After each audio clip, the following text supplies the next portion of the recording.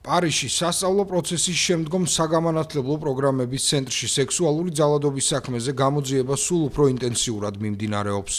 20 მაისს საღამოს დედაქალაქის მეშვიდე ოლქში მდებარე სენ-დომინიკის სახელობის სახელმწიფო დაწესებულების 16 თანამშრომელს პატიმრობის ვადა გაუხანგრძლივდა.